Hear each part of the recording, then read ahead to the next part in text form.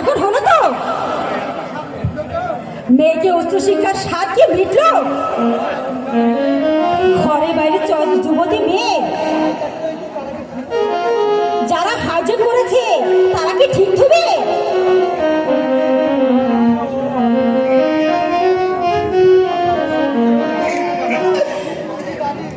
এমনি টুঙ্গিদারি, তার জন্য আবার কলঙ্ক। এখন তোমার মেয়েকে সারা জীবনে ঘরেই পালতে হবে। হায় রে হায়, কি কপাল, কি সর্বনাশ। চাচিমা, কাঁথা গায়ে যান, তুমি লবণে ছিটে দিও না চাচিমা। আমাদের কলঙ্ক কি তোমার গায়ে লাগে না চাচিমা? ওই জেসমিন কি রমেশ কাকার বড় ভাইয়ের মেয়ে না? তোমার সঙ্গে জেসমিনের রক্তের সম্পর্ক না থাকতে পারে, কিন্তু ওই রমেশ কাকার সাথে যে রক্তের টান আছে কাকিমা, আমাদের কলঙ্ক দেখে তুমি যে মন ভরে হাঁটছো চাচিমা। আমি উচিত কথা বলতে কাউকে ছাড়ি না।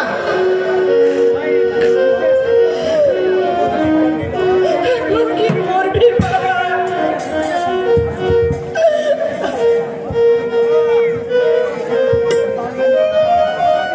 জেসমিনের কোন সন্ধান করতে হ্যালো,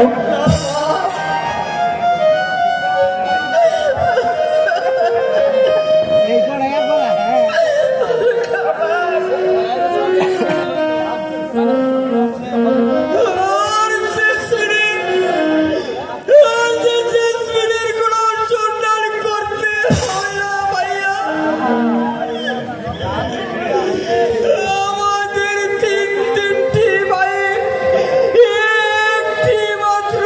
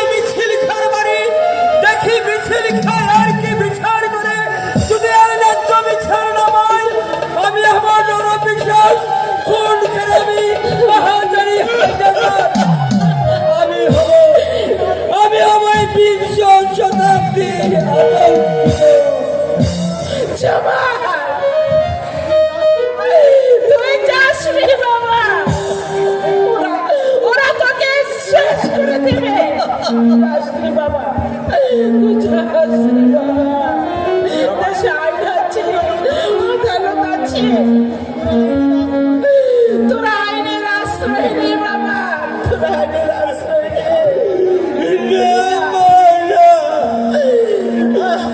আমি যে বসে থাকতে পারছি না। যাস রে বাবা, তুই যাস।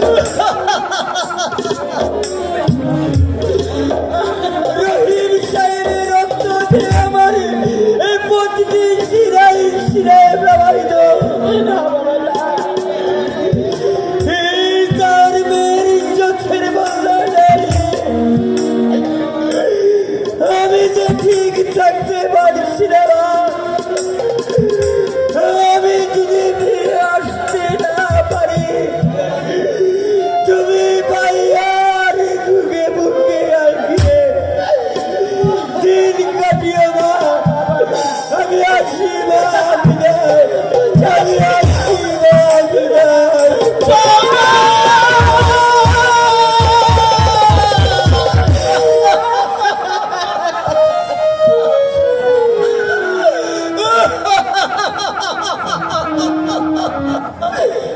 মা,